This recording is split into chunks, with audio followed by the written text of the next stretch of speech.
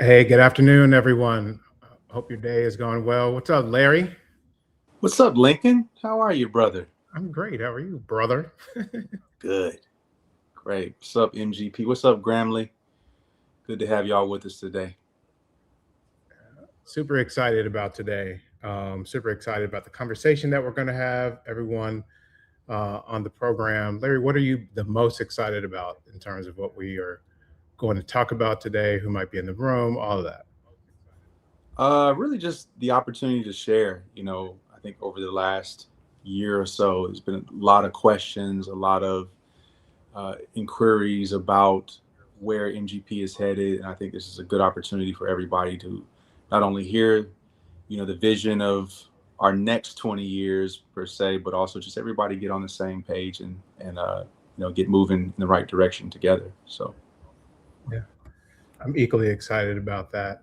Feels like a lot of things are moving in the right direction. Um, you know, excited about seeing some of our alumni. Everyone in the chat, if you're in there, give a comment to where you are.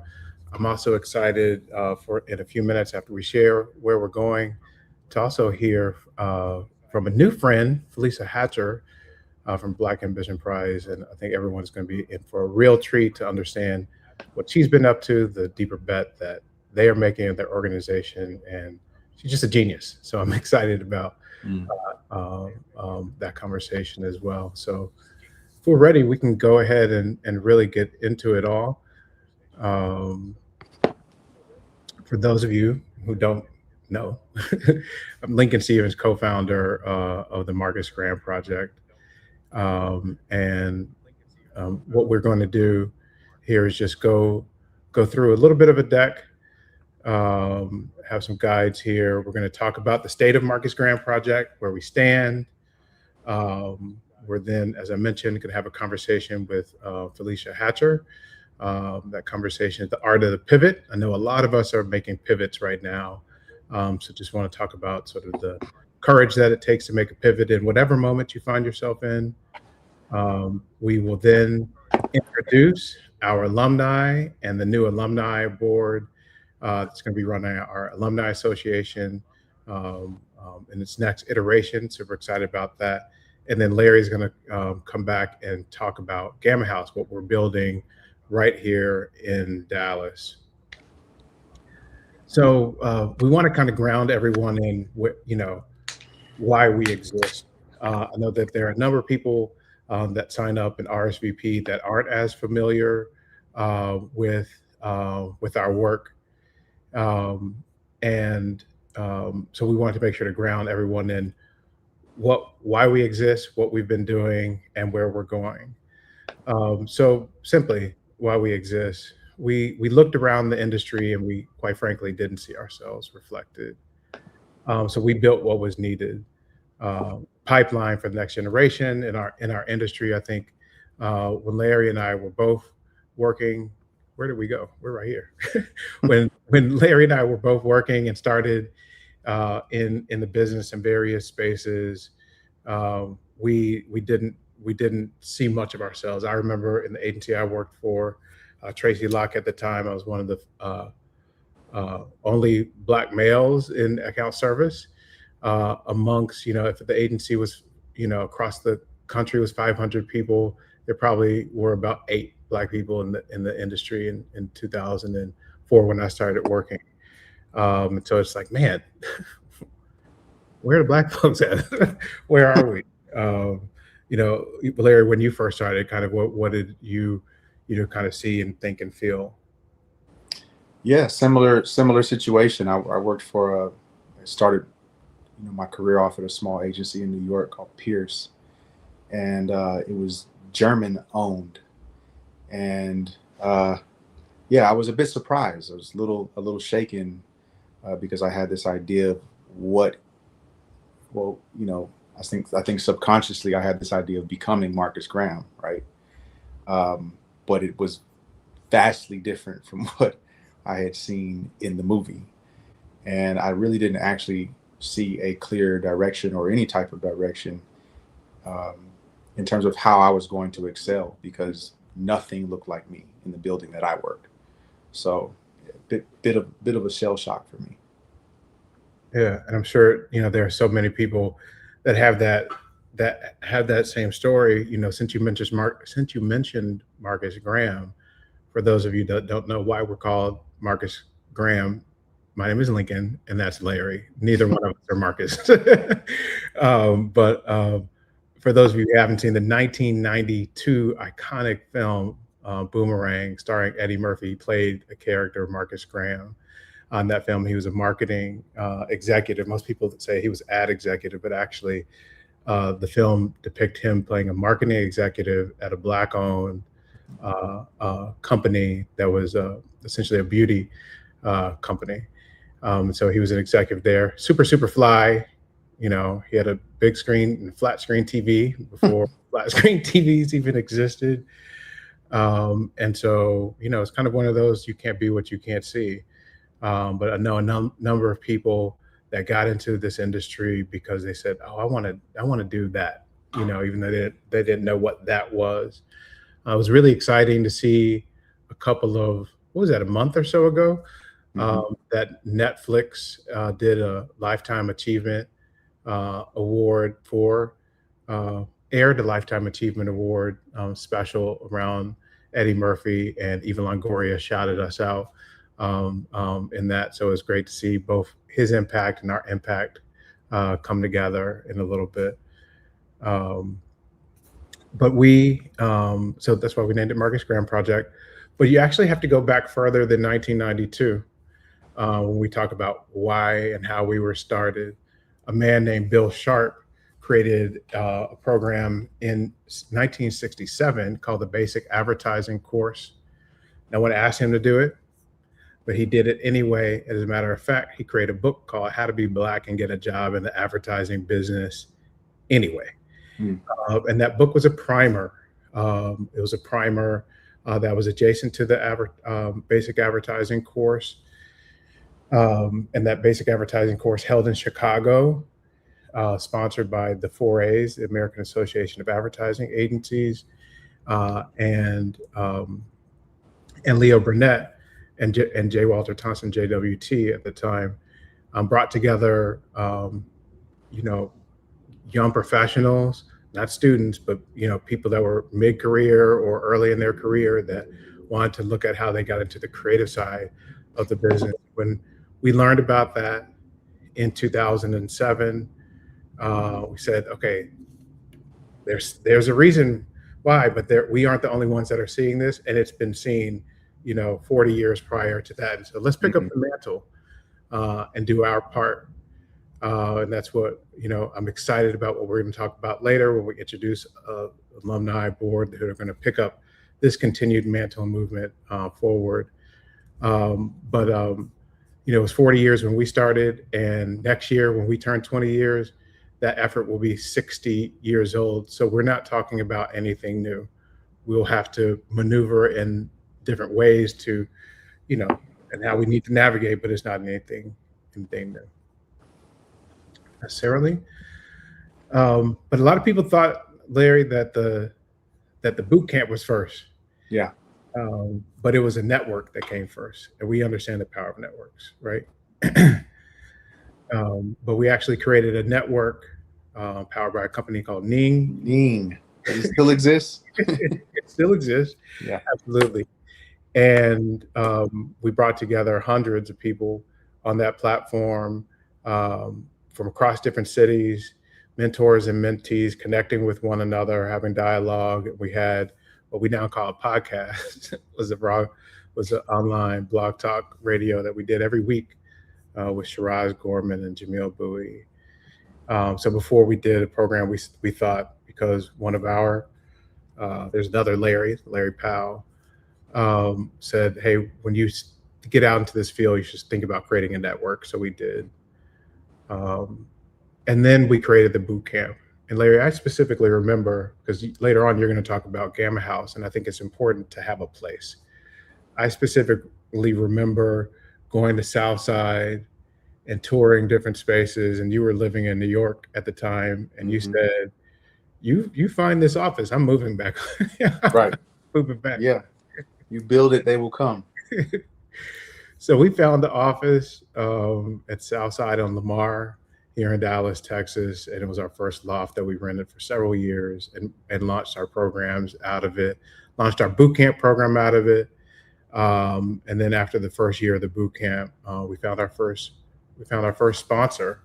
And so really, in 2009, when we created the boot camp, and then finding AT&T as our first partner, that boot camp went national. Not only did we, have news all over, from Ebony Magazine to Ad Age and Ad Week, but the word started spreading about what we were doing pretty quickly, and thankfully.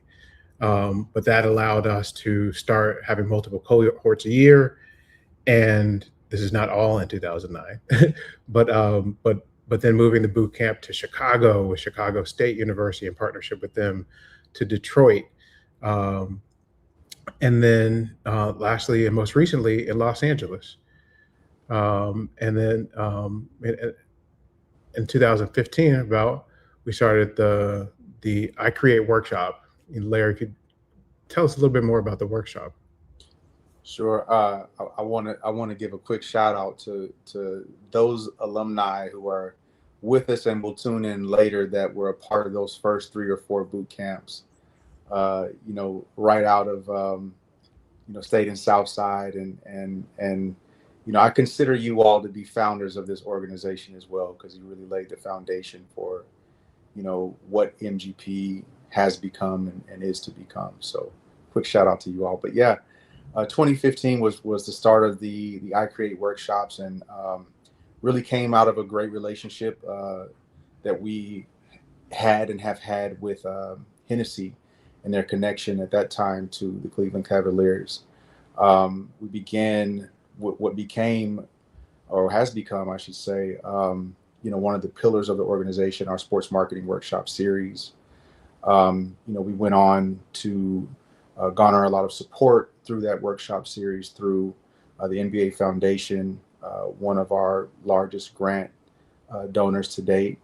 And that allowed us to expand a lot of what we have done with the Marcus Graham Project through our workshops into multiple markets, and really become a true national organization.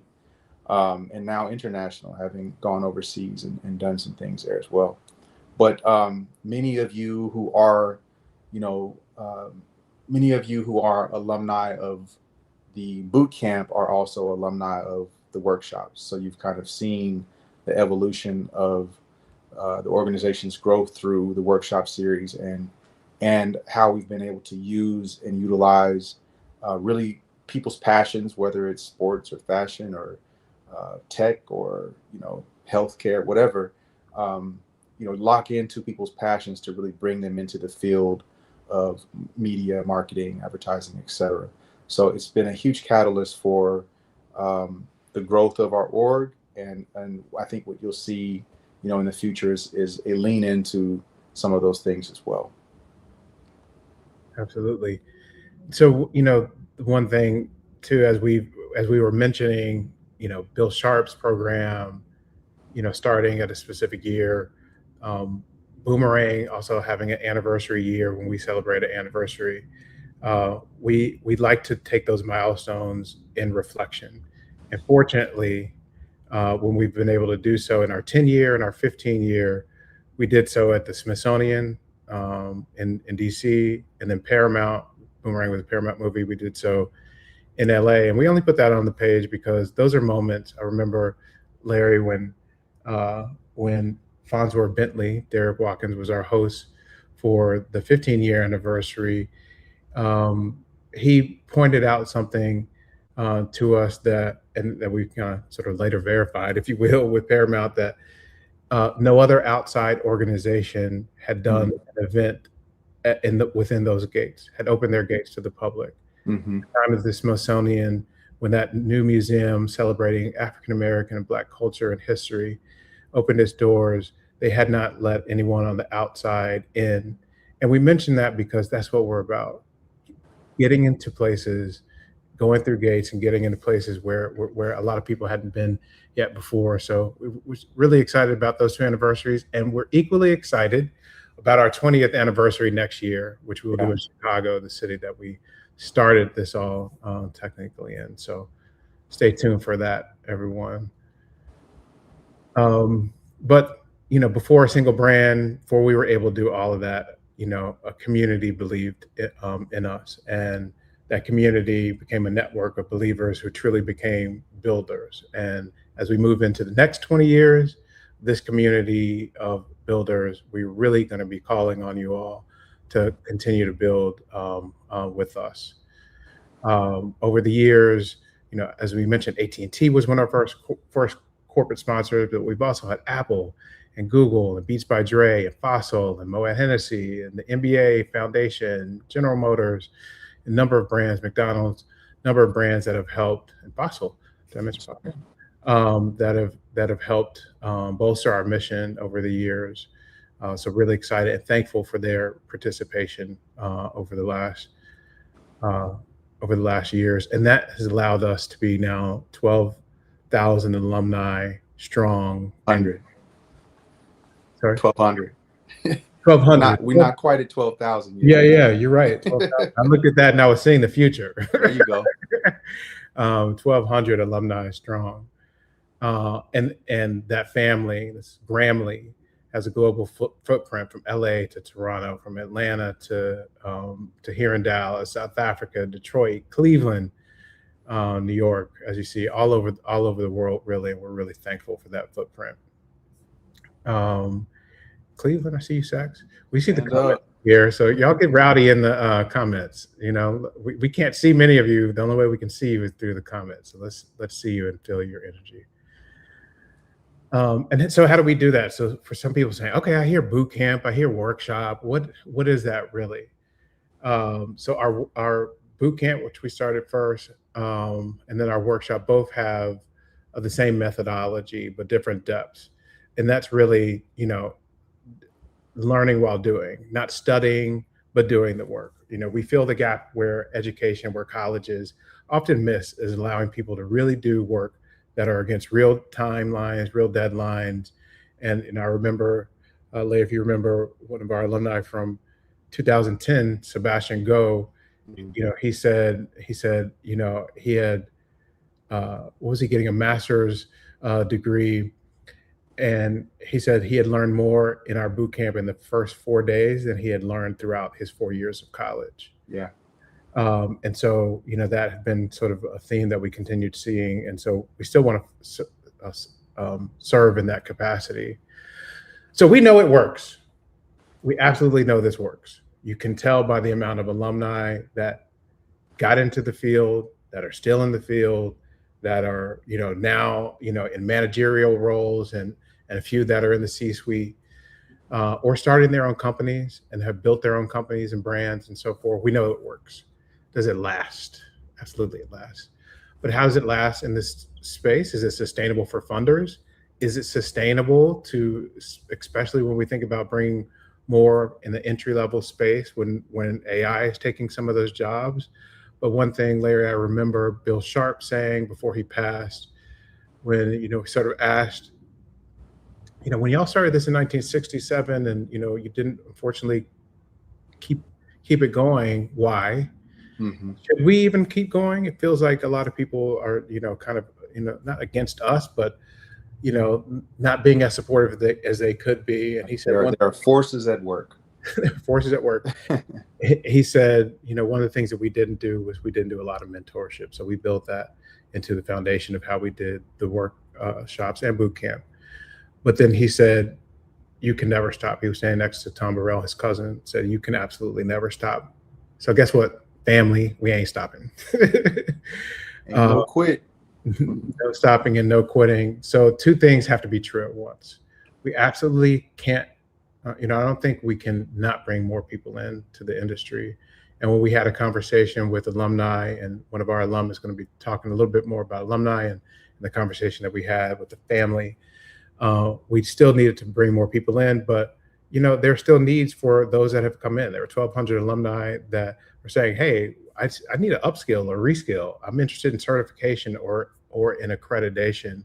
I need to, like Bill Sharp, stay sharp. Yeah. So that's absolutely what we're going to be doing. We're going to be launching a paid apprenticeship program. We're in the very foundational stages of really organizing this. So y'all are hearing this first, truly, and a program that will allow for credentialing. And we'll absolutely need an ecosystem to build this. This expands upon the work that we're doing in the workshop and the boot camp. It does not replace it. It expands it.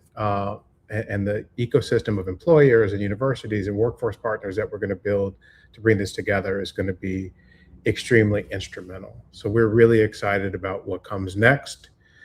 Um, for MGP, it's, we will say it's been a rough year. It's been a really, really rough year. If we could be honest, this time it's July. This time every single year since 2009, we've been running our boot camp. We will be in the middle of it. The boot camp team would be doing what we call the lemonade stand on Fridays and bringing people to kind of network with. They'd be working really hard, and we're not doing that this year. We have had to take a little bit of a pause because, quite frankly, the funding that we once had and relied on from corporations, as many organizations have felt and seen, isn't there the way that it had been. But guess what? We're here. We're all here together. And that's more than a check anyone can write. 20 years and essentially 19 going on 20 years of work doesn't allow this movement that started off Marcus Graham Project as a project. It has now become an institution. And so we're just really excited about what we have the ability to do next and the pivot that we are going to be taking. I was really excited, Larry, in having a conversation with Felicia Hatcher, who's going to come on next. And she was sharing, she said, essentially, did you see what we kind of just put out? Here's what we're going to be doing. When I read it, I was like, man, this is what our board's been talking about. We know we have similar, though we do different things in terms of our impact in our community. We feel the same pressures externally. But I'm going to bring her here on in a second to talk more about their work and herself. But it was just an enlightening conversation. Sometimes, Larry, when we've been on this journey, those reminders that God sends to us that you're moving in the right direction. Sure. Because it can be tough when we're looking and we're saying, hey, we could be down about the fact that we're not having a boot camp this year, or we went from 0 to 100 in 2009. It feels like we went from 100 to 0. You can feel a certain way, but God will always send a voice. God will always send a reminder, just like Bill Sharp before he died said, don't stop. And so as we have needed to make a pivot, we're really excited to learn, and I'm excited to introduce to the stage Felicia Hatcher, the CEO of Black Ambition Prize. Y'all in the comments, give a round of applause in the comments. Can't hear you, but hey, welcome, Felicia. Hey guys, how are you? Thank you so much for the invitation. Good. Awesome. Thank you for being here. Thank you for being here. Yeah, we as I was just mentioning, when we had a conversation, I remember exactly where I was on sort of on the phone. I was in Chicago actually, and you were just telling me more about the deeper bet, and I love that. Yeah. So I've been trying not to let Claude, who's helping me do the presentation, stop using deeper bet, but it's a pretty big bet when you bet on your community and when you bet on yourself. So just would love first maybe share with the audience more about what you do, who you are, and all that. Yeah. First of all, before we even jump on that, one, I'm honored to be in conversation with both of you. Two, listen, Boomerang is the movie that changed my entire life. Wow. I think I was like 12 or 11 years old when it came out, and I remember seeing that, and I think that's the power of media, right? Especially responsible media and like cultural media, because I did not know what he was doing at the time, but I was just like, whatever that is, I want to do. and I didn't have the framing around it. I didn't have the full understanding of it, but I was on a journey for the rest of my life to Wow. experience that. And I Wow. think end up sharpening a lot of skills around presentation and pitching and what does it mean to like showcase the full breadth of like us as a culture and as a people. Yeah. And like I'm not in advertising. I had a stint in advertising. I was horrible at it in the essence of it. But everything that I've done from a storytelling, branding standpoint has been interjected into so many aspects of my life. And so I think that is why the power of like what y'all have been doing for as long as you've been doing it. But that's also the importance of like cultural storytelling at its core is because like a young 11-year-old like me growing up in Delray Beach saw themselves in something without even fully realizing what they were seeing and then chased that dream, that feeling, like all of that for the rest of my life. And I think, I know we're going to chat about Black Ambition, but so much of Black Ambition came from the 11-year-old version of Felicia seeing that and kind of building that essence for like other people. And so I did, when I heard, I was in the background in the thing, so I was just like, I had to chime in on that part of the Wow. conversation because of what it meant for me. Wow. Awesome. That's amazing. You never know that. So, you know, would the 11-year-old Felicia have imagined that she was going to be helping to fund Black entrepreneurs alongside a global icon? Of course. Definitely not. I don't think I dreamt that big at that stage. I think I sold the heck out of some Girl Scout cookies around that age. So I knew I was going to do something different because I was like, I have a skill set. They're not paying me for this skill set. But like I saw things kind of creep up for me in a lot of different ways. And I think that's always a lesson I like to share with young people is like the roadmap may not necessarily be clear for you by a long shot, but like keep betting on yourself over and over again. And I think anything that you loved as a young person, and that's now with a 12-year-old and a 7-year-old, like I see it in them, and I see so much of what I was doing and excited as a kid now like manifesting everything that I've been able to build as a result of that. So the quick answer is yes. Wow. Wow. So tell us more then about the work and Yeah. the journey. Yeah, 6 years ago, Pharrell he had this dream, probably had the dream longer than that, to really be able to kind of do something that was catalytic for our communities in and around entrepreneurship, right? Like, him and Jay had the song around entrepreneurship. I think there was also like just this big moment of suffering in our communities based off of what we saw in the loss of someone's life. It's like, how do you do that when you are a global superstar the way that you are? I always say that to him, you could go do anything else and people probably would not necessarily bat an eye. And so like your commitment to like entrepreneurship is something that like I've always held really hard, close to the heart, right? And so like what we've built, and I always tell the story is like when him and I, the very first conversation that we had was just around that show Lovecraft Country on HBO, right? And it was this question about like, who are you uninterrupted, with these two characters having a conversation. One was this super wealthy, like kind of white woman, and the other one was this Black woman who had all these aspirations, things that she wanted to do. She just felt like she had no agency over her life. And so when I heard that question, it rearranged all the furniture in my head. But it also became the basis of what we've built over the past 6 years with Black Ambition, is not only like how do we create a rocket ship of like support and opportunity and like scaffolding and all the things that entrepreneurs need, but then, like, how do we change the narrative of what is possible, not just for us, but like how the rest of the world looks at and values like Black communities, brown communities, as a result of, I think, not only our creative genius, but the ingenuity that we've always had to kind of lean on for a lack of resources.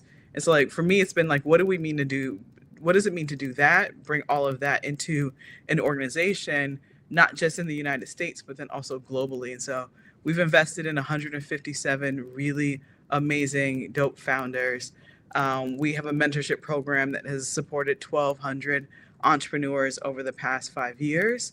And then, we have invested over 300, we've invested in $15 million in those companies, but they've gone on to raise over $300 million as a result of our initial investment.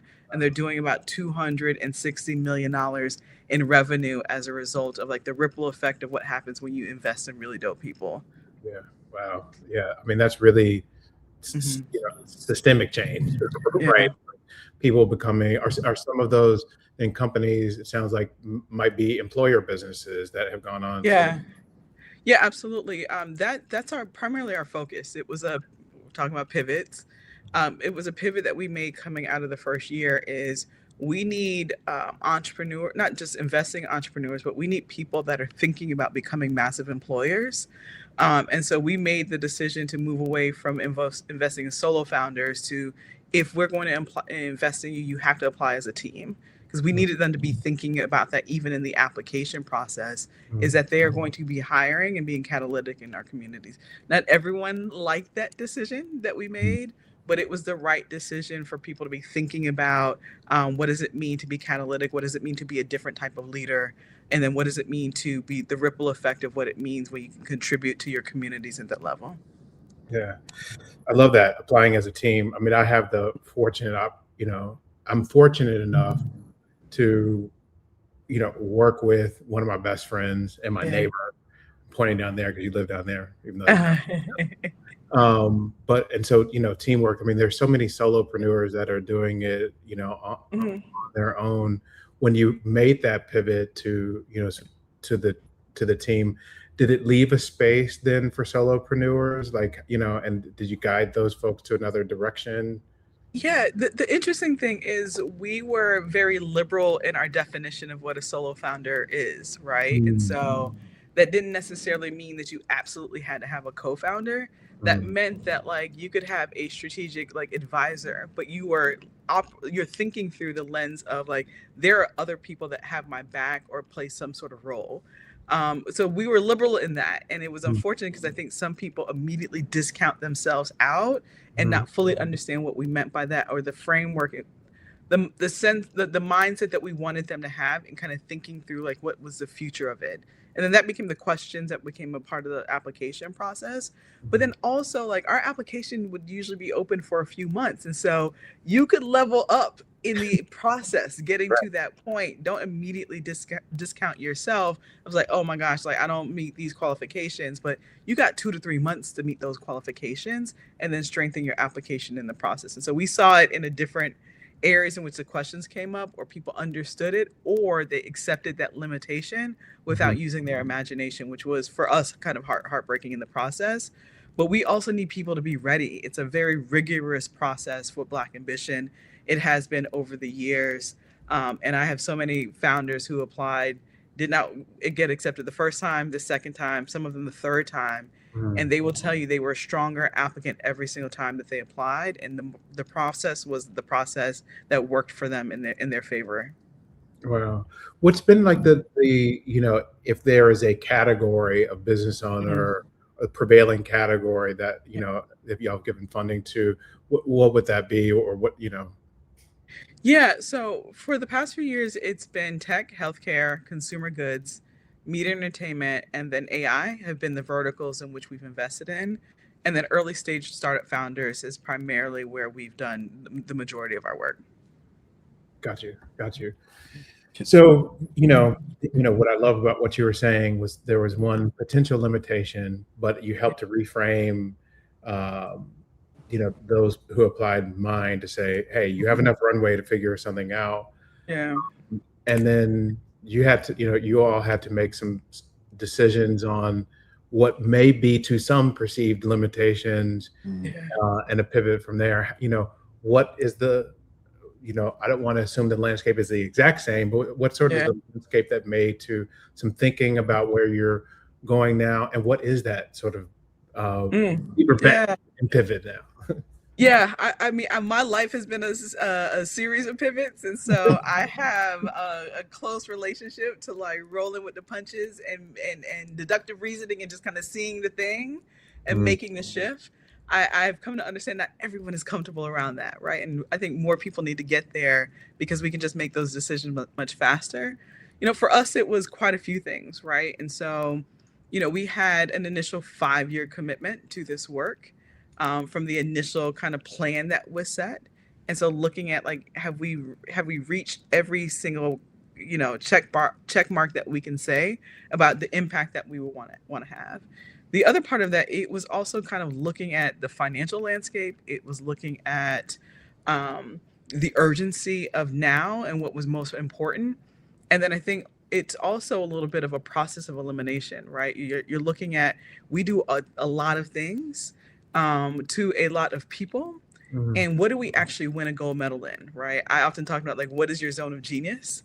And stop doing all the things that are not it. So look at your zone of incompetence, zone of competence, zone of excellence to truly get to your genius, and then spend all your time in that, because that is where you are going to have the biggest impact on your world, your bank account, your family, your community as a result of like that level of clarity. And it's a process of elimination that a lot of people aren't necessarily comfortable with, or I think maybe don't necessarily have the framework to fully understand what they should do. And so I say all that is like, those were all the exercises that we went through. And I would say the other thing is, after 5 years of bringing in a new cohort of entrepreneurs, we were also creating a pretty significant alumni community. And so we also needed to look at that, right? Do we continue to cycle in new entrepreneurs every year? Meanwhile, we have a huge responsibility to this phenomenal group of entrepreneurs that the climate was giving them challenges that they were not fully equipped to be able to navigate between, right? And that's all aspects of that. I think we've all experienced that. And so it allowed us to look at that not just as an obstacle, but then also like an opportunity of like, what does it look like if we spend the next year not cycling necessarily in a new group of entrepreneurs? I know a lot of people were disappointed about that, but to go back and reinvest and reshore up the entrepreneurs that we've already invested in and strengthen them, not just with our corporate partners, because we just kind of touched the surface. We've done a lot of great work with our corporate partners, but like, what does it mean to help them get better contracts? What does it mean for help them to have a deeper relationship with Visa and Adidas and LV and things like that?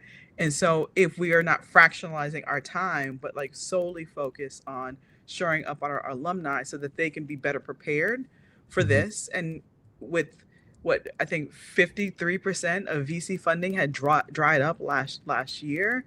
Can we allow these entrepreneurs to be better prepared to just be cash flow positive in what they're doing, have very strong revenue as a result of what we're doing? And every time we asked those questions, it was constantly a yes.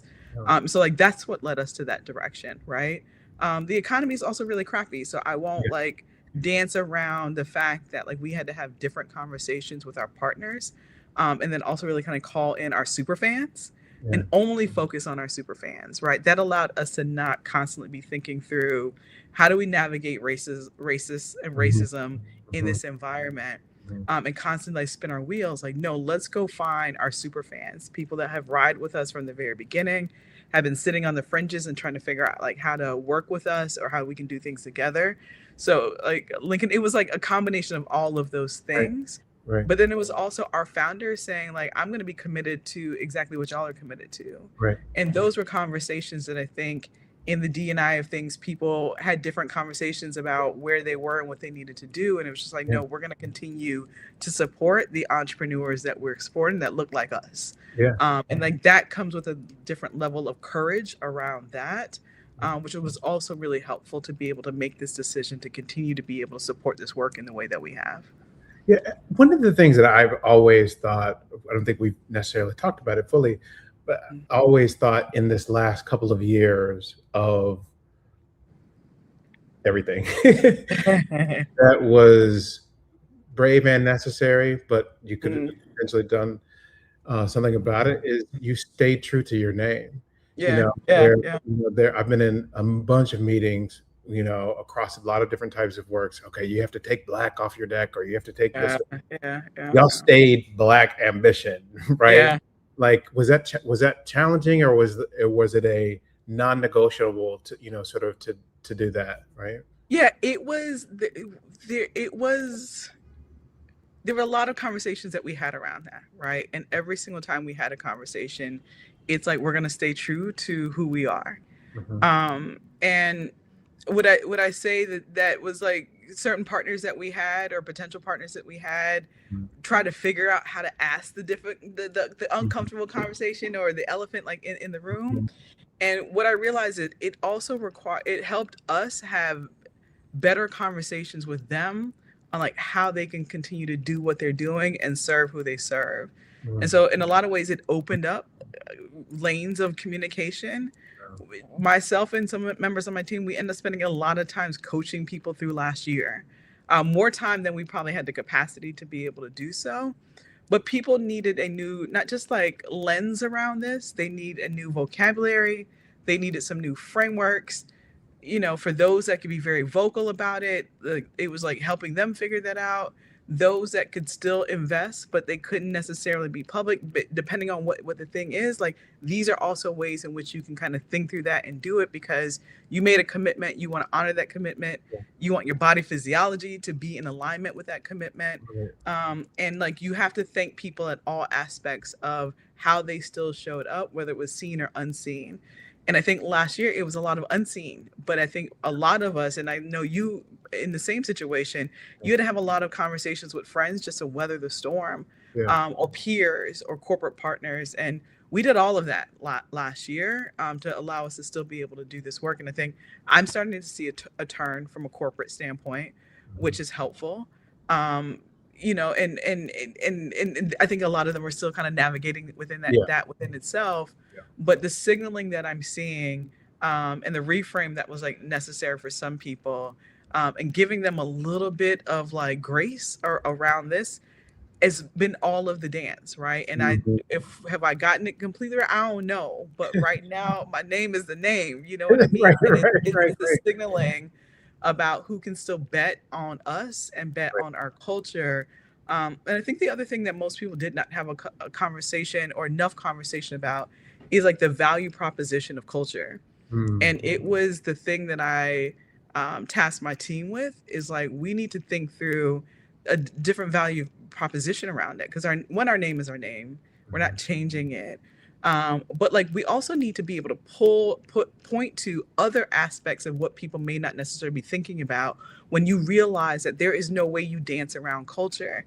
It is in everything. It is the reason we, wake up in the morning. It's the reason we go to sleep at night for most of us. It affects everything.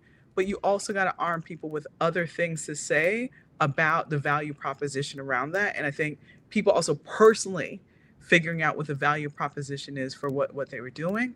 And I think it created an opportunity for people to really get creative in the process, as opposed to only feeling consumed by the disappointment of every single day. It was another announcement about money being clawed back, opportunities being clawed back. And it was heartbreaking for a lot of our founders that did every single thing right. They raised the money, they did what they were supposed to do, only for them to get emails and phone calls that their funding had been called back. Those were hard conversations for us to help our community navigate as well. Yeah, I mean, being one that has gotten that phone call. When Larry and I get, sometimes you get a message or you get on a call like, hey, we want to have an update call. And it's like, we really value your work. It's so incredibly important. And, then it's like, okay, but you really value it. What's going on? And the one thing that I think is important, and I want to go to, because you were talking about body physiology, one of the things it's been important for us to do, and also, hearing from our alumni, and we'll talk when our alumni talk about, the committees, is like whole life development. So like, how do I feel about that? Not just what I think about it. And so like, when we think about the physiological response, you can get to rejection. Does it, rejection sensitive dystopia sort of kick in? You start thinking about that one time your mama told you not to get, fig Newtons out the refrigerator and slap your hand. That actually happened to me. But like, a lot of things can show up. So when you've been going through this process, when your team's been going through this process from a physiological perspective, how do you, sort of bounce back, stay grounded? Are you still figuring it out? All that.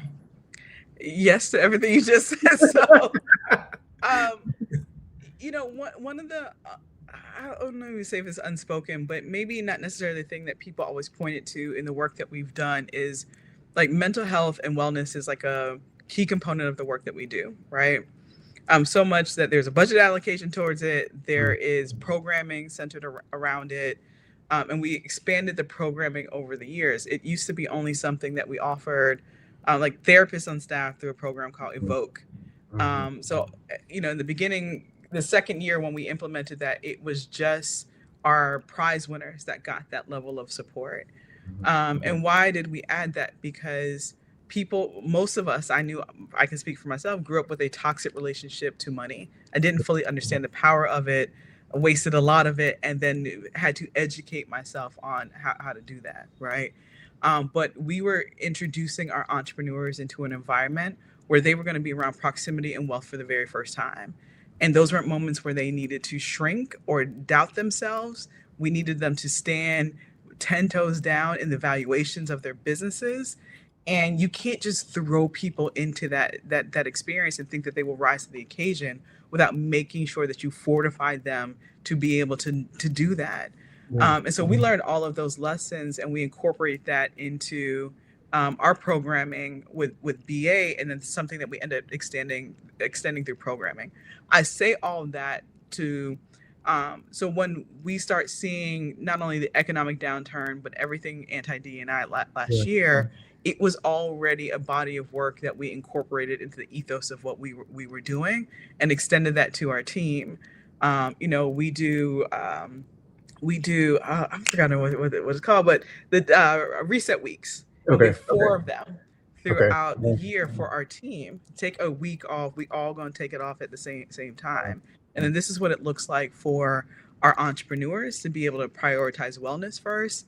It is the reason why, for the past few years, we take a cohort of our entrepreneurs to the vineyard during Black August so that they can get a full understanding of that, have a different relationship around what it looks like to be around very wealthy Black people living in their abundance, vacationing, but then also getting deals done at the same time.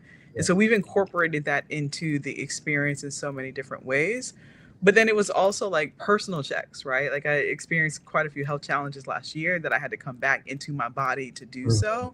And even if you did not experience health challenges to that level, every one of us was the barrage of every single day, every single thing that people found different ways, healthy and mostly unhealthy, to navigate that. I don't think any of us are past that.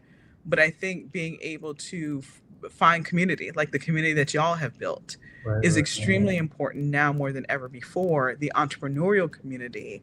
I've been sitting on a post just kind of talking about literally kind of like this. There is just a pulling on all of us financially, whether you feel good or not, that has a ripple effect. Contractors can't pay, people can't pay their invoices. That turns into this, that turns into that, that turns into that. And we're not having enough conversation about what that means for entrepreneurs, but what it means for our families and the progress that we hope to have and where we are right now. And potentially widening the trust gap, right? I was talking to someone about a similar situation. They're like, hey, I really need to get this in because I gotta, school's starting, it's like, my kid's birthday is happening and people don't, when they see a net payment term, they don't think about families. They don't see little kids. And then a net 90. Net 90. Oh yeah. Let me tell you, and it feels like, so we were working with one, I won't say the specific corporation, but there was one corporation that was net 90.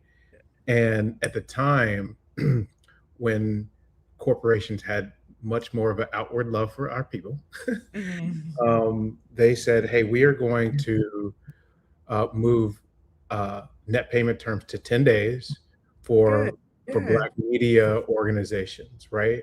And so when we said, hey, we're not a media organization, we're a small nonprofit, but we are a vendor. We're not you're not giving us a donation, but we need that same type of thing. So they were able to change that contract. I only mention that because sometimes there are ways around things that we don't ask for because we Right. feel like especially for entrepreneurs that are new to it or new to Yeah. working with large corporations, like it doesn't hurt to ask, right? Yeah. You know? My question I always like to ask is how can we get creative, right? Like you'd be surprised what people can advocate for, especially internally, when you just let them know, like, hey, there got to be another way to do this, or it's a level of transparency around what is needed for you to help them win, so that you win as well. And I think in this moment more than anything, and I've been through quite a few economic downturns in my personal, like in business, professional, like all of those things, to just Yeah, know that this stuff is cyclical, right? And so yeah, like I truly believe things will get better for us as a result of that. But yeah, one, we got to stay the course. Two, I think we just have to be more honest with ourselves, with our businesses, with our partners. And that requires a level of vulnerability that a lot of us may not necessarily have the tools around. yeah, But I think the collective power of us all kind of registering to that yeah, allows us to just be better around this, but then also have a level of like grace yeah. around this as well. Yeah, there's a question actually in the chat that I want to address, but you kind of started hitting on some of it. It's about knowing what's the collective set of tools that you have at your disposal. When we conclude your conversation, one of our alumni is going to come up and talk about how he's pulled alumni Mm-hmm. into different projects and the things that Yeah, he's working on.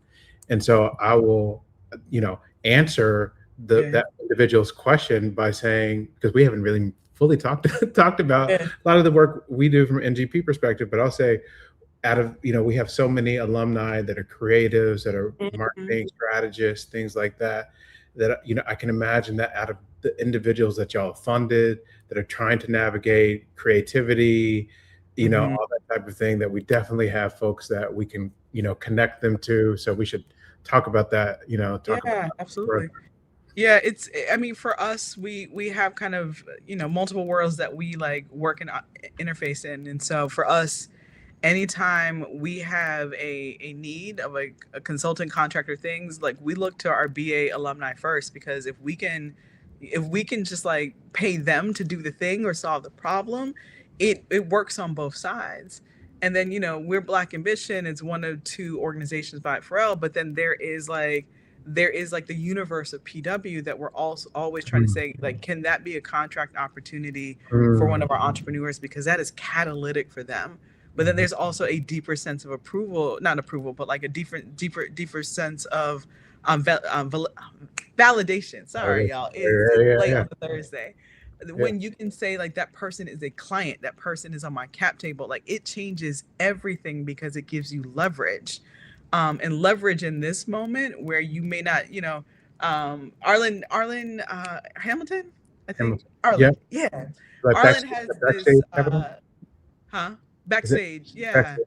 Okay. She has this like talk she did a while ago about like being more than money, essentially, right? I'm chopping it up completely, but it's like when you don't necessarily have the money, you need to become the money.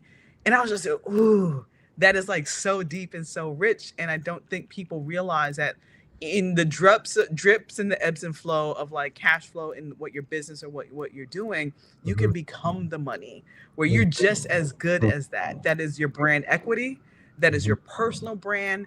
That is leveraging connections and conversations and networks. And I think moments like this just require us to get creative. Like, you got one thing that they need, they on the other side, you the middle person, you're the Right, glue between the two things.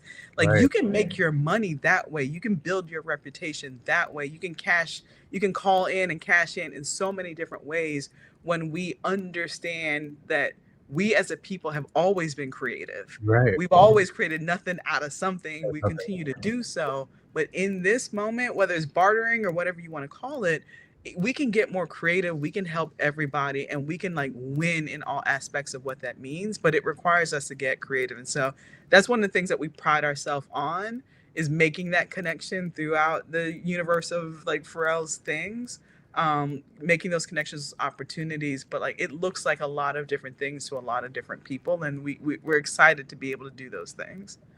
Yeah. Wow. We could talk forever.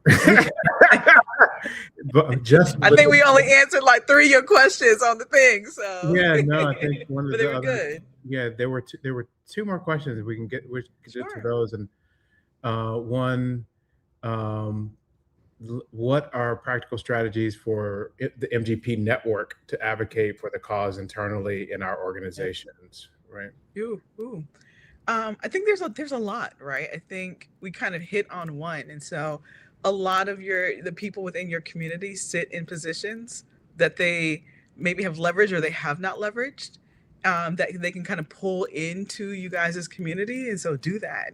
It is the committee that they sit on. It is the job that they have, and maybe just like letting people know, bring a person in as a speaker, bringing them in as a consultant. Like there's so many ways to get creative to, I think, amplify the community, but then also pull in the resources that you need.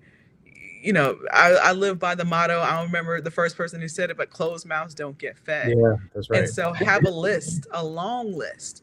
Yeah. And what I've advised young people is, you kind of have 3 asks when you need something or when you're pitched something. You have like your financial ask, you have your partner ask, and then you have your connection ask.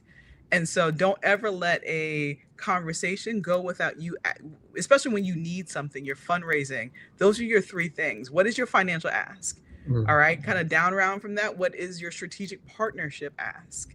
And then at minimum, what is a connection ask? Never leave that conversation without one of those 3 things, but at minimum, that last one is going to increase your network like ever before, and then show people that you can be a good steward of connections and then connecting people to the thing that they need.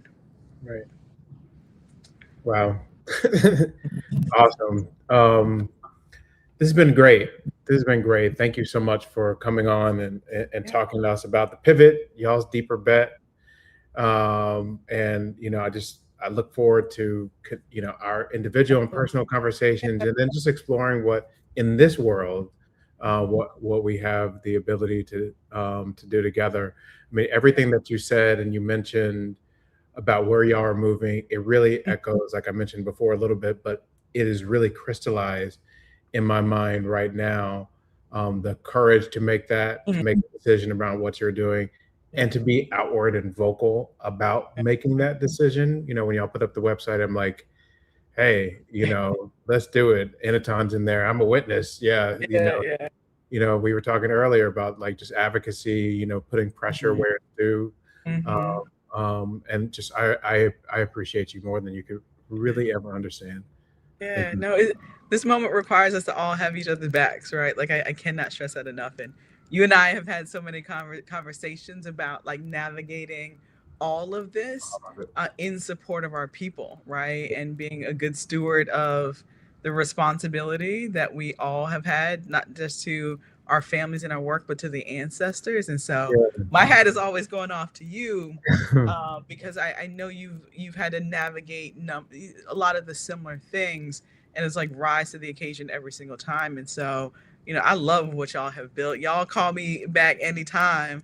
Awesome. But this is very powerful, what this moment represents. And again, like the courage that you and your entire team and board have to build in and support this community and help them also be able to be courageous in everything that they're doing as well. So thank you for what you do. Thank you very much. Be strong and very courageous. Yes. Very great. Well, have a good rest of your evening. Feel free to stick around with us. We have a couple more things, team, to go through. Wow. I wish I could just take a step back, and I'm glad we're recording this so I can get all of the notes from that conversation.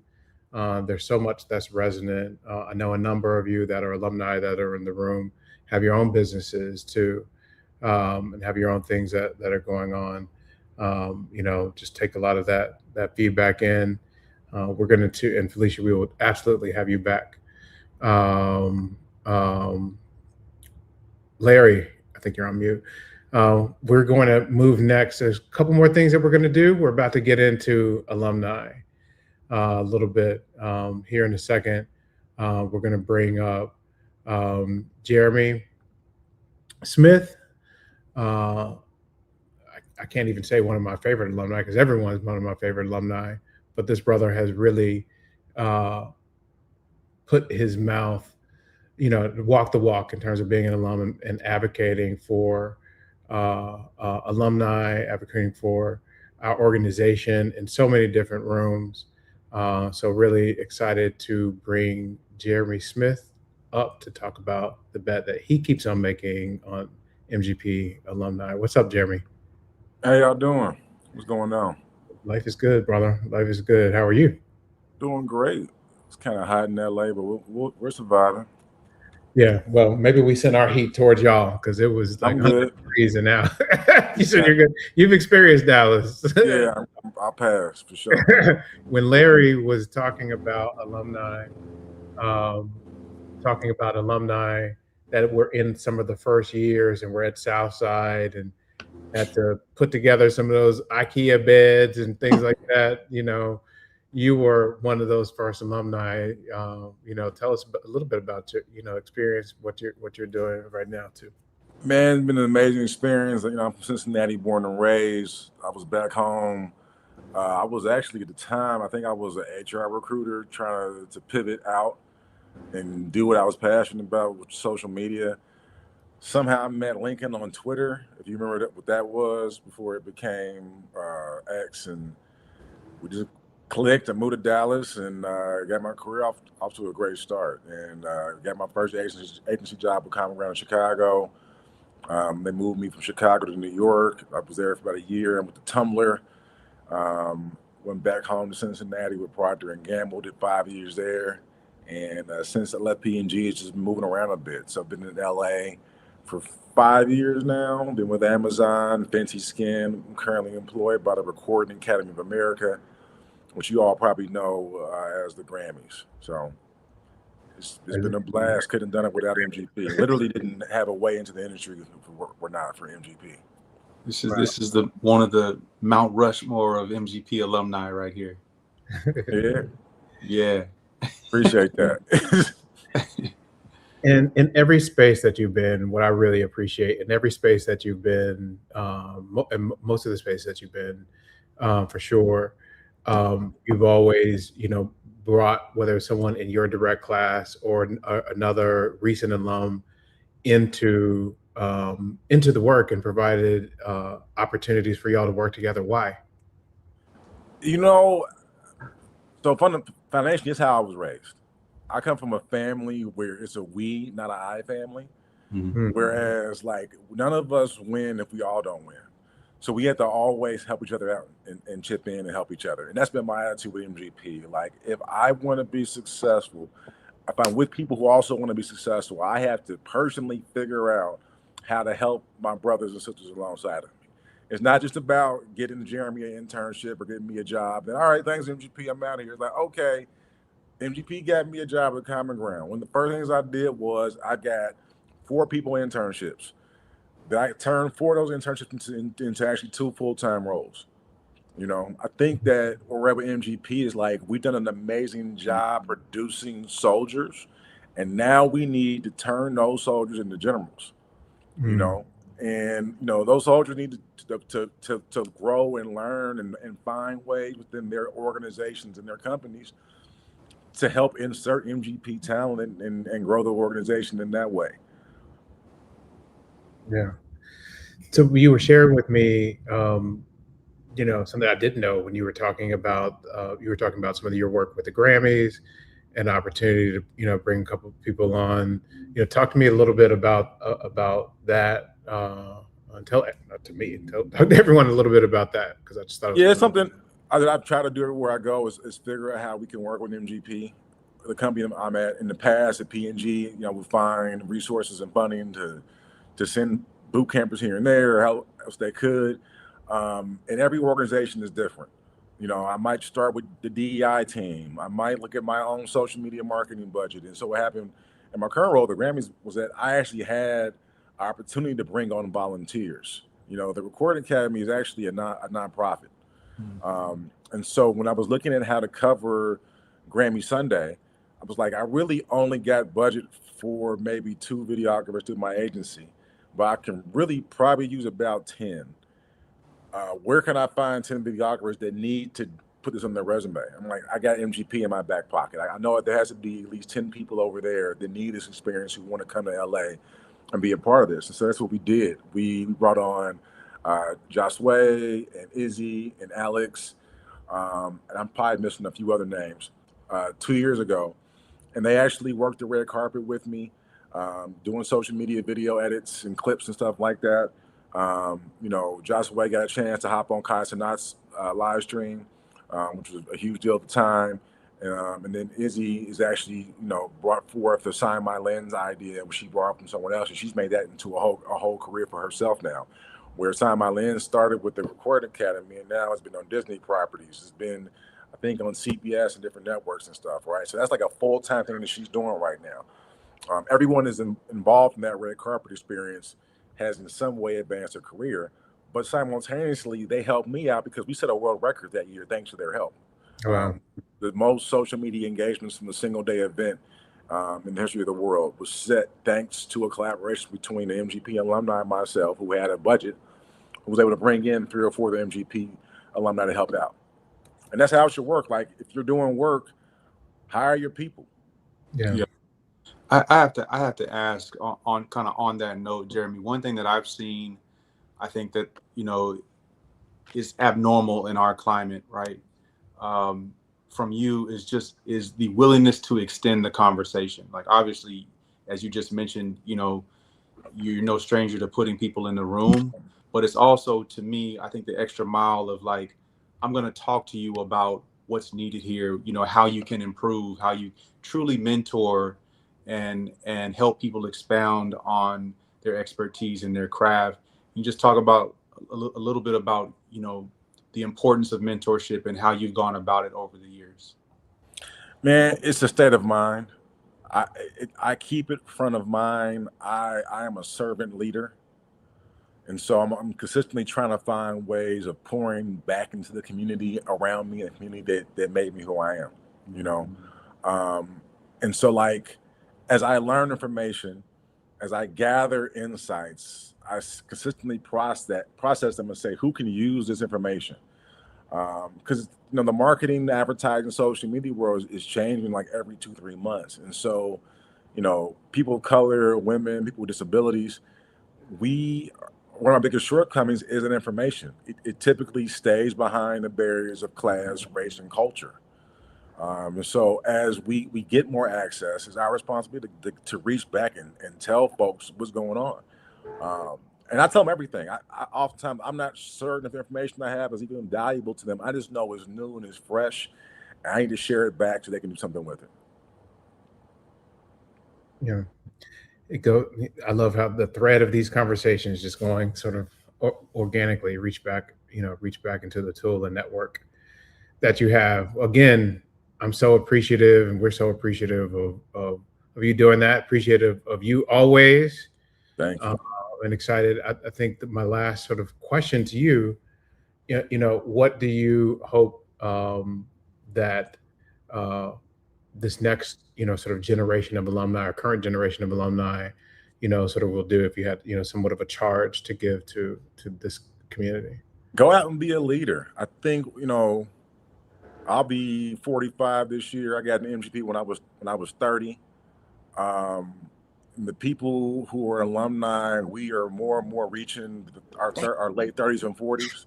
I'm older than Larry, believe it or not. I'm older than Larry somehow. Hey, they believe it. Yeah, they believe it. My dude. But you're a leader now. Like, you have to do more than just hit up Lincoln and ask him for a job. Mm-hmm. Or go on the group me and post your resume. You need to go out and become a C-suite level executive so you can hire people.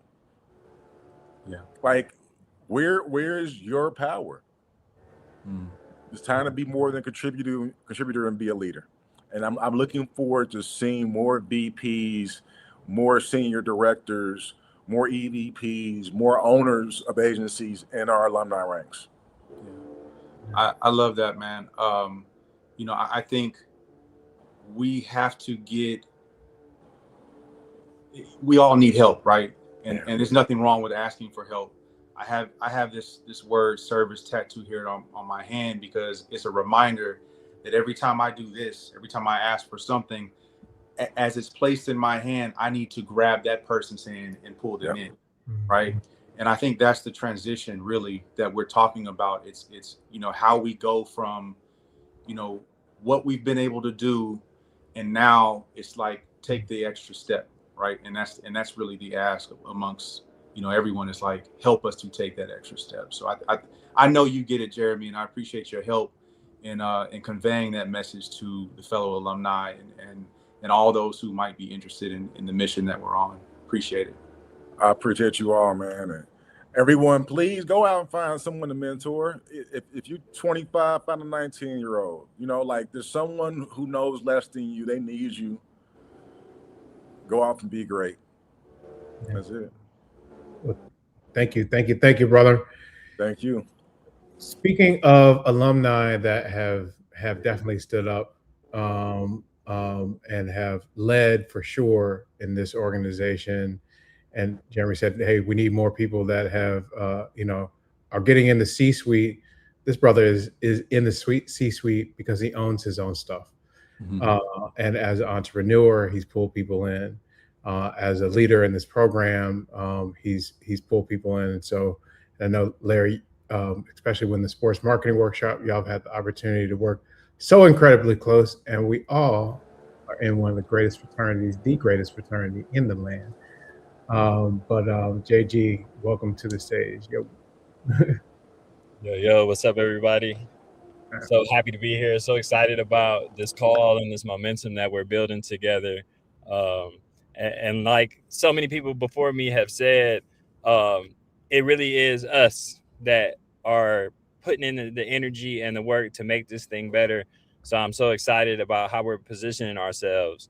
Over the past couple of years, I remember distinctively the 2015 celebration, and we talked about our crystal clear vision.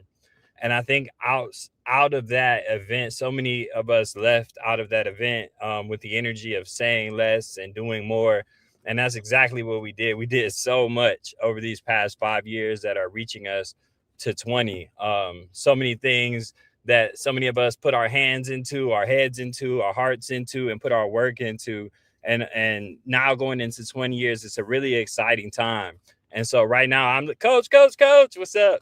I'm looking at this time as kind of a reset at the top of the mountain. Okay, we've climbed one mountain and we're sitting here and we're looking at the next mountains we'll climb and how we'll climb them together.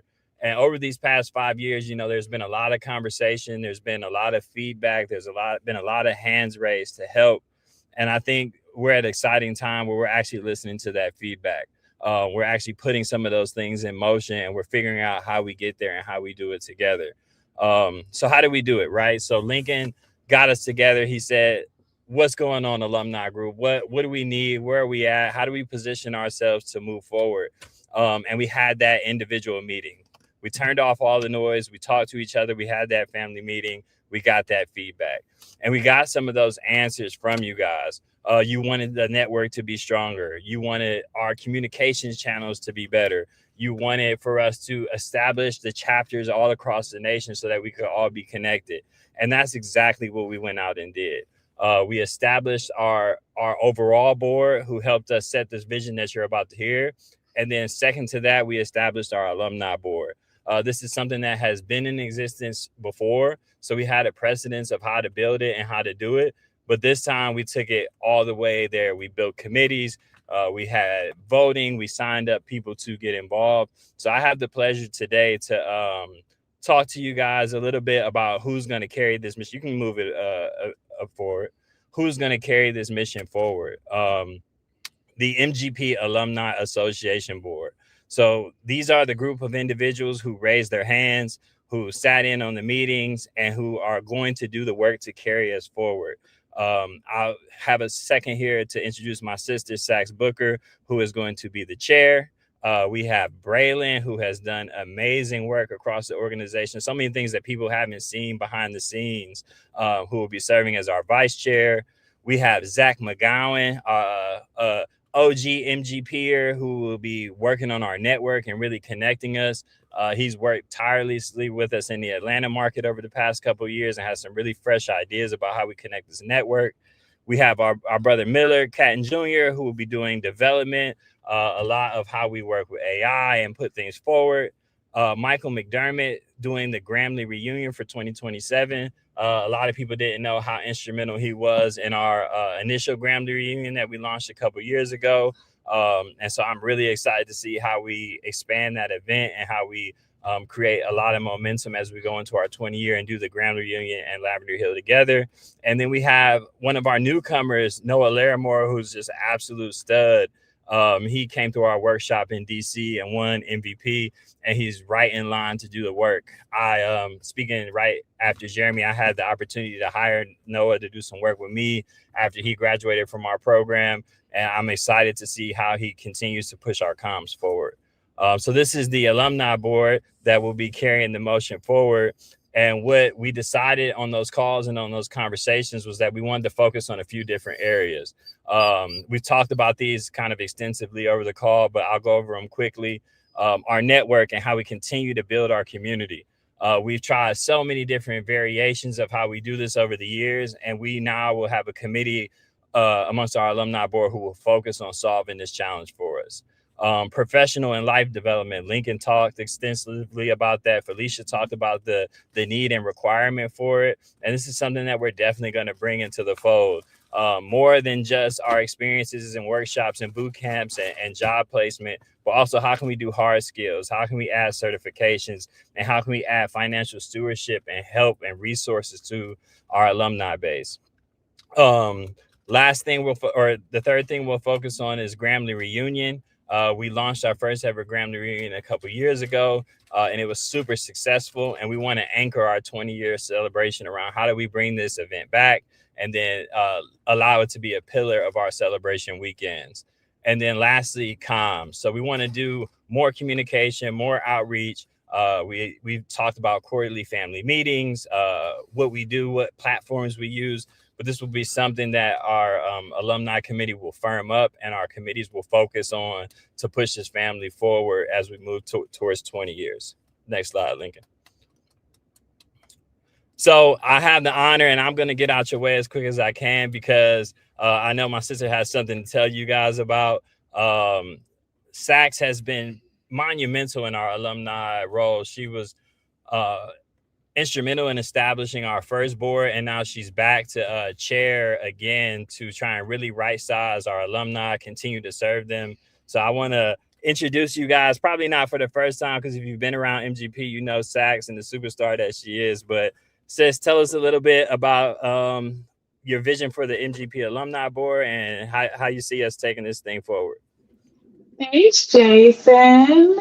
First, I want to welcome and say hi to all the MGP alumni, family, friends. We're excited to relaunch the MGP Alumni Board.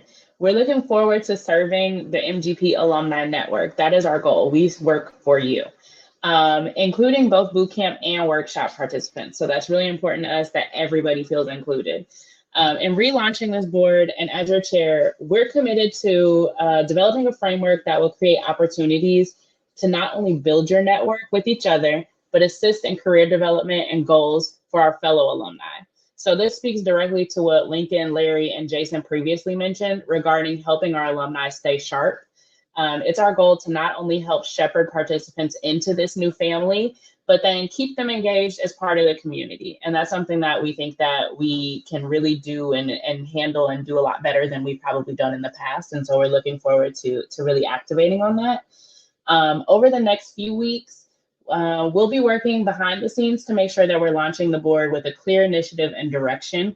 So please look for more communications from us as we get closer to fall, where we plan to hold an alumni-only town hall to continue to hear directly from you all in order to keep the conversation going and to build with you and your feedback and guidance as our North Star. We also want to just share the progress that we are making in order to build and form this board. We believe transparency is super important and key for our success. And so although we are the Alumni Association e-board, we will look for help from you all, as Jason mentioned, with those committees. So please sign up if you're interested. We look forward to working with Lincoln and Larry, as well as the larger MGP board and organization, in order to continue the great work that we know MGP can do, as well as bring attention, recognition, and opportunity to the thing that truly makes this organization special, the 1,200 plus members of alumni who make up the Grammarly. So we are very excited to launch this board and hope to hear from you all and keep you guys active.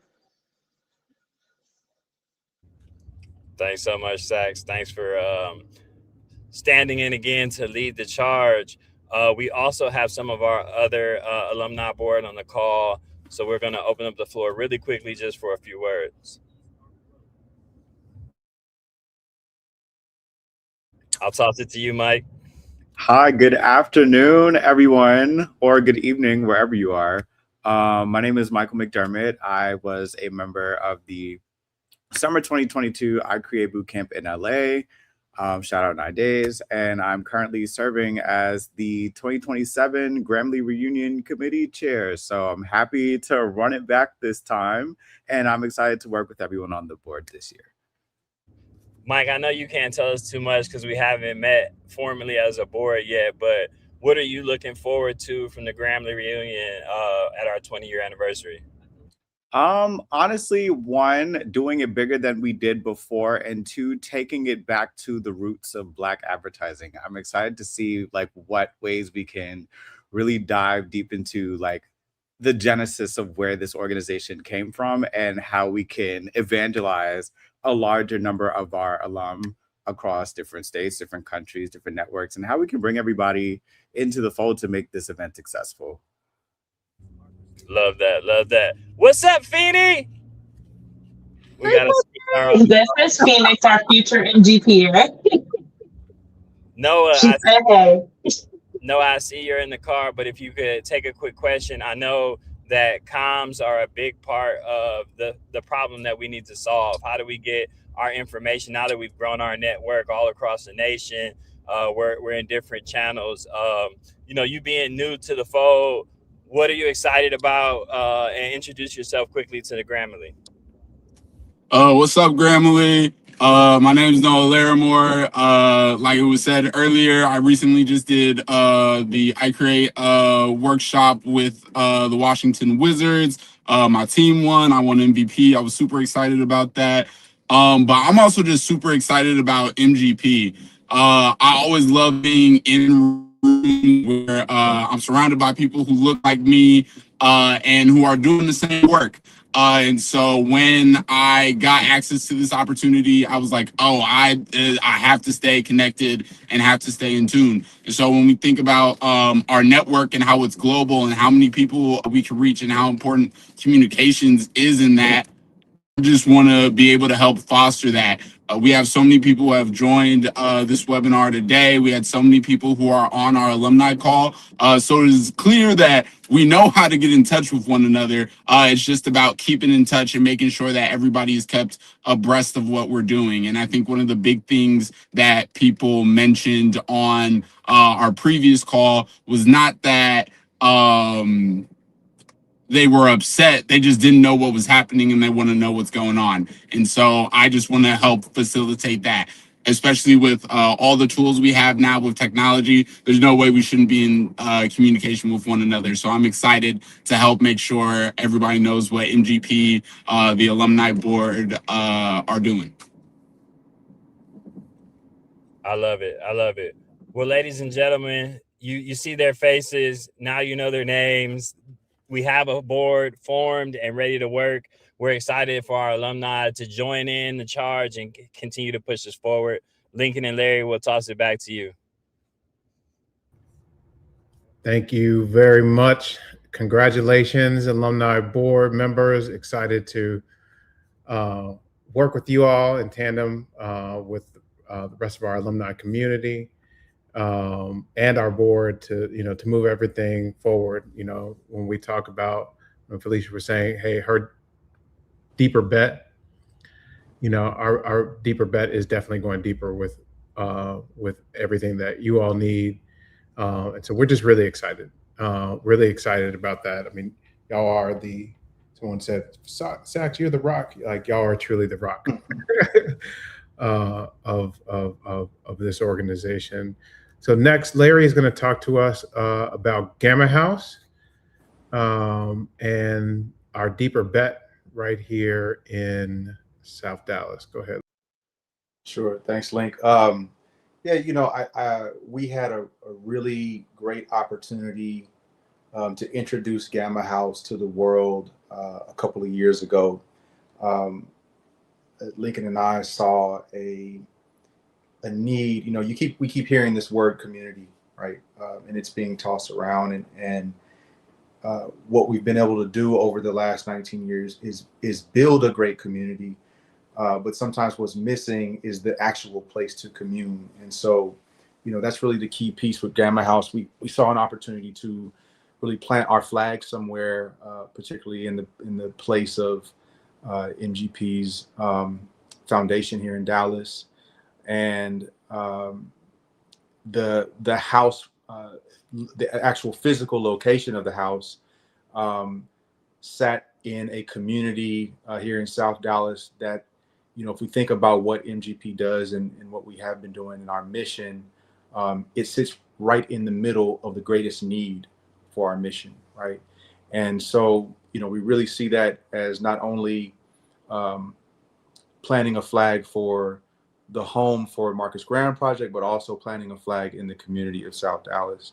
A lot of what our focus will be, as we shift into the next generation of creators and entrepreneurs and advertisers and just brilliant people like yourselves, is making sure that they're able to convene in a way that's simplest for them and the greatest advantages to create.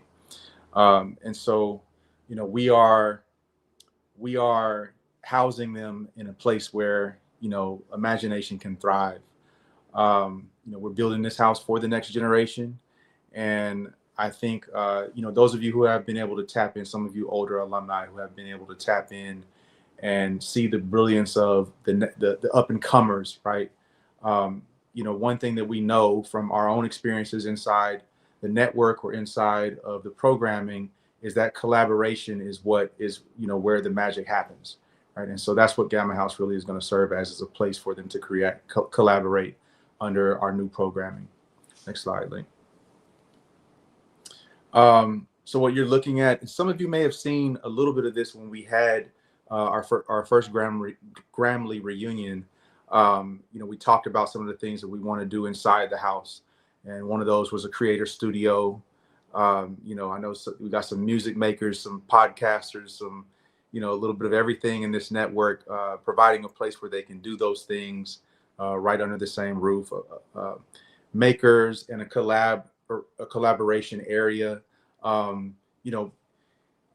lot of what we've been able to do in LA over the last few years in the summer boot camp, as well as the workshops as well, right? Imagine being able to, have our boot camps, have our workshops, and then come back to a space where we actually present that work, or have a pop-up shop that shows some of the ideas that were created. Third is a commercial kitchen, right? We want to be able to provide anything a storefront needs. If you have an entrepreneur who is looking to, sort of present their cookie business or whatever, or maybe you just want to provide some refreshments and hors d'oeuvres along with your pop-up, right? Given all those needs, and youth programming is the next thing that we're going to be focusing on. And you'll see a huge shift in our programming, not away from, as Lincoln mentioned, not away from the things that we're already doing, but just into a new space. What we know is that we have to get to our talent younger, right? We actually can't wait till they're quote unquote ready to work. We have the largest growing number of youth entrepreneurs in our country's history. And so we know that these kids are thinking about, how to become self-sufficient, how to build on their creativity, and how to monetize their creativity. So we want to give them an opportunity to do that under the roof of Gamma House, and then take it a step further, because it's not just about the idea, it's about how we present the idea, how we market the idea, and then how we bring it to life, right? All those things. And that's really what Gamma House is about that next step, thus the name Gamma. And then community, right? as I mentioned, like this is really the impetus of what MGP is. You know, it is the Grammarly, but the Grammarly and the feeling of the Grammarly should extend into our community. And the corridor that is, you know, South Dallas is going to get a firsthand look at, you know, what that feeling feels like. And our hope is that the growth of this opportunity will extend into other markets as well. Next slide, please. So we are looking for builders. You know, I mean, this is really the nuts and bolts of MGP, right? It comes down to those who are willing to get their hands in the mud. And there's no shortage of those individuals. There's so many people on this call who have volunteered, who have mentored, who have given back, who have come back, you know, to coach or you know, just be a part of, you know, the things that we have our hands in. And now we're just asking for an extension of that. Let's keep it going. Let's build the momentum and keep pushing. Next slide, please. So I think the shift that you all will see as we go into the third quarter of the year, fourth quarter of the year is, you know, a real pointing to the house. You know, we've had the opportunity to pause, and I'm calling it an opportunity. We've had an opportunity to pause on our summer boot camp. It's given us a moment to actually, you know, oversee and overlook all the things that we were doing, how we can utilize the momentum of those things, and then also the challenges of those things to really activate in the best way possible for Gamma House. So you see one building, one deadline, every activation, every partner, and every dollar from here to December will go towards opening those doors and making sure that when those doors open, that we are fully functional and off and running. You know, as of today, when we come off of this call, you know, this campaign to build Gamma House will go public. As many of you saw, you know, the outside is already done, and now we're focusing on the inside. Everything that has to be finished on the inside to make it functional and ready, forward thinking, you know, tech savvy, and all the things that go into what the next generation needs. So our target date is late fall 2026. The doors will open again to everyone, and programming will begin as well. We are not going to do the next mile alone. So, you know, people who give, they fund the work that opens the doors. People who connect, open the door to a brand, a company, and funder. That's really specific there. I think we understand, you know, individual giving and what that means and how that will help the organization. But the next step for us is really how you take those connections that you have and open the doors to the brands that you're working for, or brands that you own yourself, right? Or brands that you're connected to, and, you know, have them be a part of the giving as well. We also need people who actually build, you know, actual builders. We do have some. I'm not sure if I can announce it yet, but we'll have some help around that.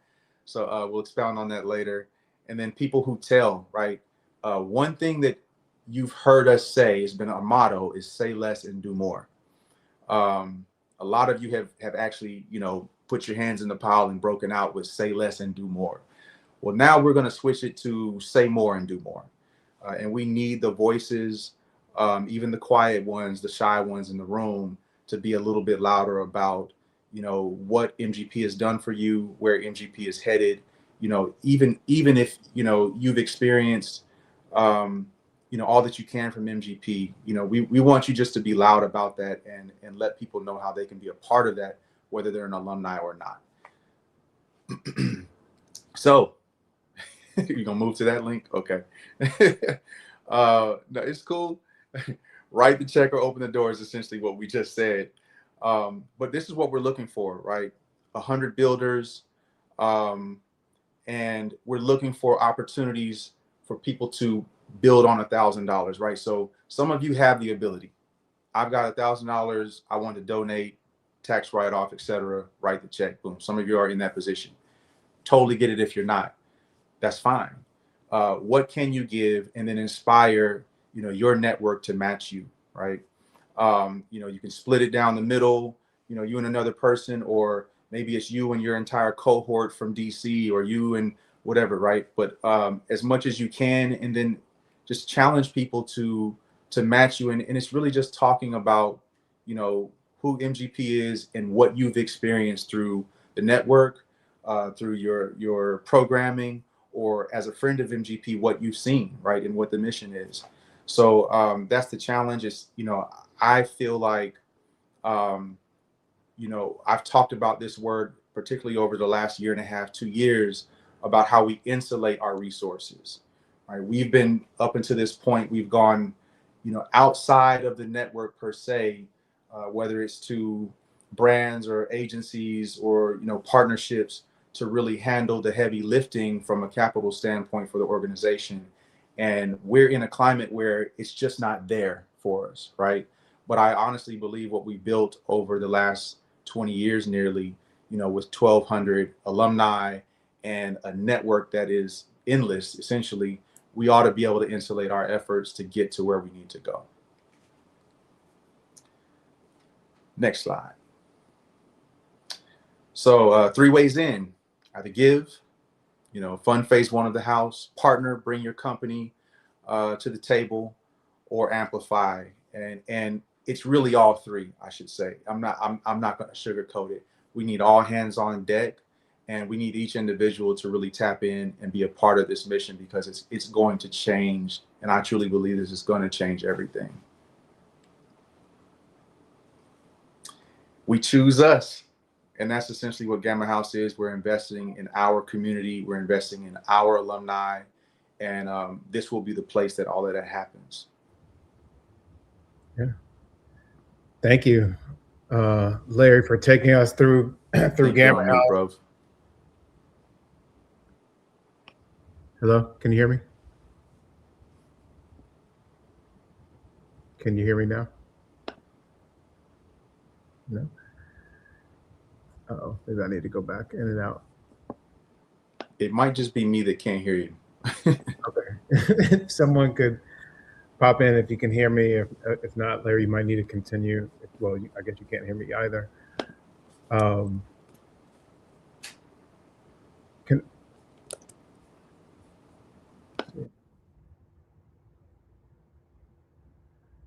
Don't know if anyone can hear me at this moment, but really excited. Okay, you can hear. Thank you, Demetria.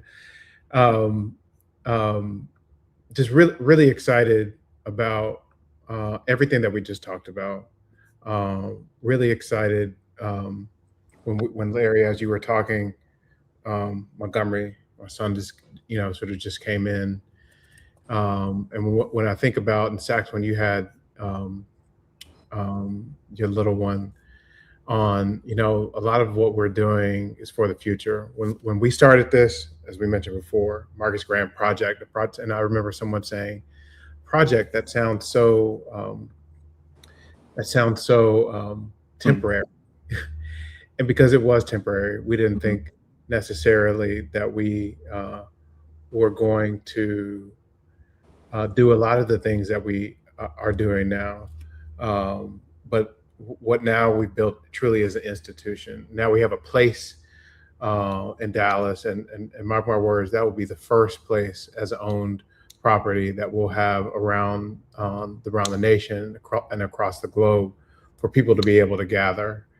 And yeah, Demetria, who could have imagined 2 decades? You've been right there in Chicago for a long time, and so what is the next 2 decades? You know, what the next 20 years going to look like? And all of that is truly determined by the work that we all do together. And I'm just really excited about continuing doing the work together. Renewed energy with our alumni. They always have great energy, but a renewed formal effort to what there's going to be in the future. And I will say, you know, when Larry was talking about our needs financially to bring Gamma House up, that is for that project, that is for that initiative. Everything that you heard Sachs talk about, that you heard JG talk about, that alumni are going to be doing, as that structure comes together, we're definitely going to be reaching out as we move into our 20th anniversary next year to find ways to support in the same thing, amplify the mission, open a door, spread the word, rally together. That helps. You know, we're all very in time challenge and financial constraints, but we really, really, truly need to do this together, to make a deeper bet, and we choose us. So we are almost right at time. We have 12 technical minutes. You know, I think it's because I didn't talk a lot. Agreed. Just really excited about it. So thanks, everyone. We are going to be making sure that we have, and we have the recording. We'll be sending this out, cutting it up. We'll be sharing a toolkit that everyone can utilize to rally around Gamma House.